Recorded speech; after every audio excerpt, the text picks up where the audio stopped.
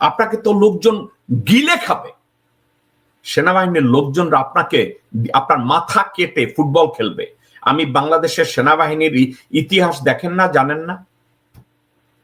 ওয়াকারের চোখের সামনে দিয়ে আয়না ঘরের বিবরণ গিয়েছে, ওয়াকার বলছে আমি তা জানি না।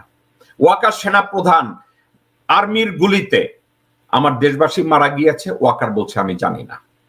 হেলিকপ্টার থেকে লোকজনদেরকে গুলি করে মারা হয়েছে, ওয়াকার বলছে আমি জানি না, আমি দেখি নাই। ওয়াকার নিজেকে গ্লোরিফাই করার চেষ্টা করে এই সালাউদ্দিনের মতো লোকজন দিয়ে, এবং অনলাইনে দুই একজন চিমটা আছে তাদেরকে দিয়ে।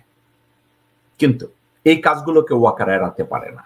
এখন একটা কথা আমি ওয়াকারকে উদ্দেশ্য করে যেই কথাগুলো আমি বলতে চাই, ওয়াকারুজ্জামান, আপনি বাংলাদেশ আর্মিকে আপনার একার সাথে আপনি গুলায়া ফেলান। জেনারেল ওয়াকার, কেন জানেন? আপনি বাংলাদেশ, আপনি নিজেকে দেখান লোকজনের সামনে ওয়াকার বলতেই পুরো বাংলাদেশ আর্মি। আপনি খুব ভালো করে জানেন বাংলাদেশ আর্মি সবাই আপনাকে সাপোর্ট করে না। এই ন্যারেটিভটা আপনি তৈরি করতে চান একটা কারণে, আর্মি যেন আপনাকে সাপোর্ট করে।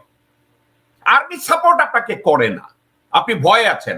আপনি একটা দরবার হলে গেলেও আপনি আতঙ্কের মধ্যে থাকেন। আপনার ওপেন হার্ট সার্জারি হয়েছে, আপনি নিতে পারেন না। আপনি হানি ট্র্যাপ, লোকজনরা বলে আপনি হানি ট্র্যাপ, মানি ট্র্যাপের শিকার হয়েছেন, হয়তো অন্যায়, আমি জানি না। কিন্তু আপনি বারবার বুঝাতে চান আপনি মানেই বাংলাদেশ আর্মি। দেখেন আপনি কি বলেছেন, সেনাবাহিনীর উপরে জনগণ বা অনলাইন অ্যাক্টিভিস্টরা অ্যাটাক করে না, সেনাবাহিনীর উপরে না। আমরা সেনাবাহিনীর পক্ষে। সেনাবাহিনী কারা? আমার ভাই বোন, আমার সন্তান, আমার আত্মীয় স্বজন সেনাবাহিনী। সেনাবাহিনীর দেশপ্রেমিক। আমার সমস্যা আপনাকে নিয়ে ওয়াকার। সেনাবাহিনীর সবাই তো হাসিনার বোনকে বিয়ে করে নাই। সেনাবাহিনীর সবাই তো পিলখানায় গিয়ে অস্ত্র দিয়ে দাঁড়ায় থাকে নাই। সেনাবাহিনীর সবাই তো হেলিকপ্টার থেকে গুলি করে জনগণ মারে নাই। সেনাবাহিনীর সবাই তো আয়না ঘরে লোকজনকে গ্রেফতার করে অত্যাচার করে নাই। আপনি করেছেন, আপনি করেছেন। আপনি জনগণ মেরেছেন, আপনি পিলখানায় হত্যাকাণ্ডের সাথে জড়িত ছিলেন, হেলিকপ্টারে গুলি করায় সহায়তা করেছেন, আয়না ঘরে মানুষজনকে পিটিয়েছেন, মেরেছেন, দেশের জনগণকে রাস্তাঘাটে গুলি করে হত্যা করায় সহায়তা করেছেন, দেশ বিরোধী কাজে হাসিনাকে ভারতে যেতে সহায়তা করেছেন, আপনি হাসিনার বাস্যপেটরা গুছিয়ে দিয়েছেন, আপনি ভারতের সেনাপ্রধান, ভারতের জয়শঙ্কর, ভারতের নেতৃত্বের সাথে আপনি অবৈধভাবে উচ্ছৃঙ্খলা, আর্মির শৃঙ্খলা ভঙ্গ করে তাদের সাথে যোগাযোগ করেছেন। আরো করেছেন, অন্তর্বর্তীকালীন সরকারকে সহযোগিতার বদলে পিছনে থেকে একের পর এক ষড়যন্ত্র করে যাচ্ছেন অন্তর্বর্তীকালীন সরকারকে অস্থিতিশীল করার জন্য। আপনি রাজনৈতিক বক্তব্য যখন দেন, আমি বহু আগের থেকে বলেছি,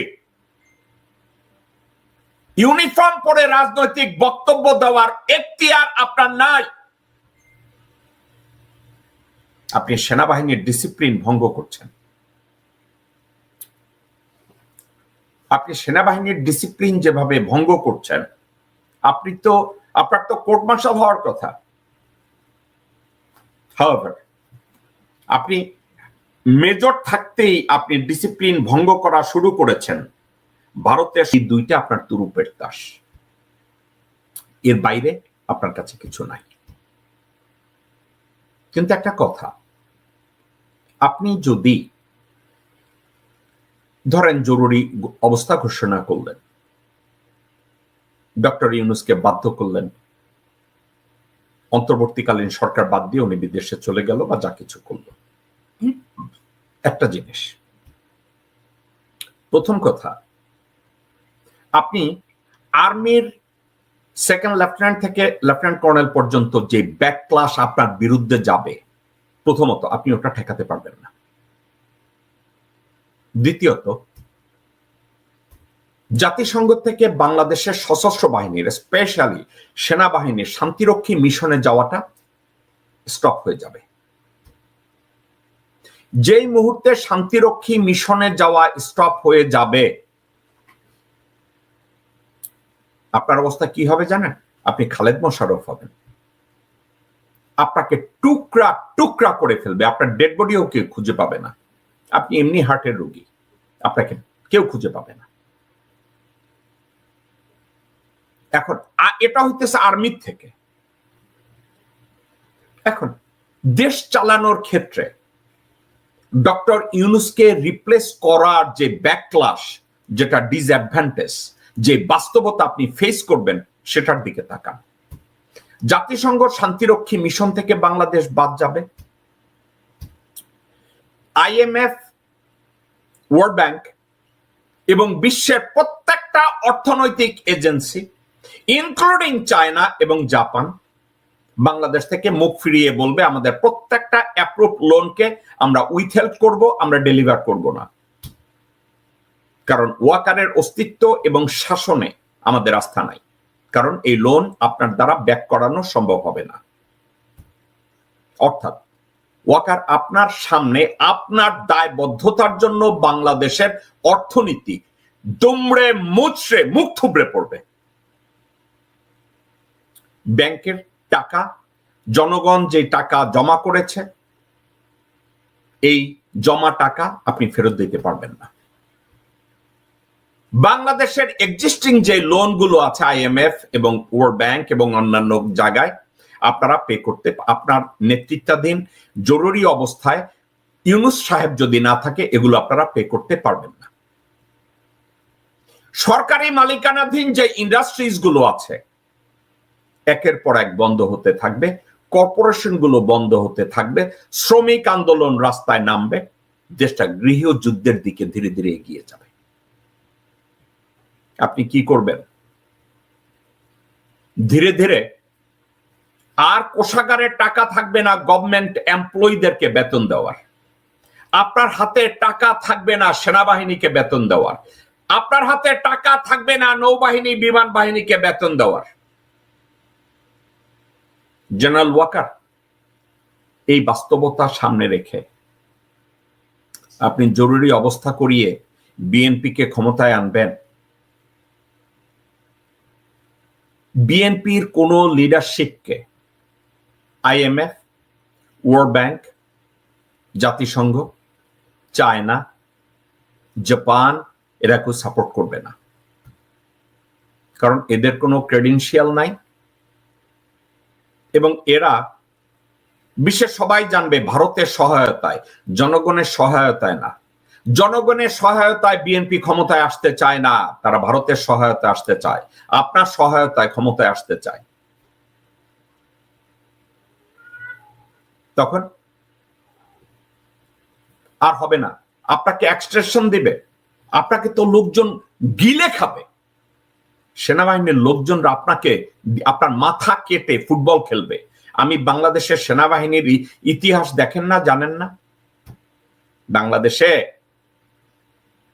যে কয়টা হত্যাকাণ্ড হয়েছে আপনার মনে নাই? আপনার মনে নাই জেনারেল মঞ্জুরকে খুন করার জন্য কালা মাহমুদকে পাঠানো হয়েছিল চিটাগংয়ে? আপনি পড়েন নাই নাকি? ওই সময় আপনি জুনিয়র ছিলেন, একটু খোঁজ নিয়ে দেখেন। তাকে ক্লোজ রেঞ্জে কিভাবে গুলি করে তাকে লাথি মারা হয়েছে। আপনার মনে আছে 1977 সালে, 76-77 সালে মেজর শেরি তাকে সিএমএইচে কিভাবে উলঙ্গ করে ব্যানার চার্জ করা হয়েছে আপনি জানেন না? জানেন তো? না জানলে কয়েকজন, আপনি না বলছেন আপনি সিনিয়রদের সাথে কথা বলেন, সিনিয়র কিছু লোকজনদেরকে ডেকে কথা বলেন।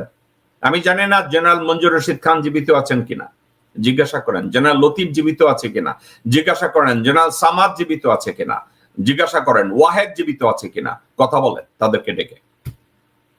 আমি ফান করার কথা বলতেছি না, বাস্তবতা। আপনার মনে নাই এগুলো? প্রথম কথা, আপনি শারীরিকভাবে যোগ্য না, মানসিকভাবে আপনি বিকারগ্রস্ত, কারণ আপনি হানি ট্র্যাপ বা মানি ট্র্যাপের মধ্যে। আপনি দেশে জরুরি অবস্থা চালনার জন্য আপনার একটা মাত্র রাস্তা আছে, যেটা আমি বহু আগে বলেছিলাম। জেনারেল ওয়াকার কি বলেছিলাম জানেন? জরুরি অবস্থা ঘোষণা করেন, জরুরি অবস্থায় ডক্টর মোহাম্মদ ইউনূসকে আলটিমেট প্রেসিডেন্সি দেন এবং আপনি সিপাহ সালার হয়ে পাশে দাঁড়ায় যান, বাংলাদেশকে সত্যিকার অর্থে স্বাধীন করেন। আপনার এটা একটা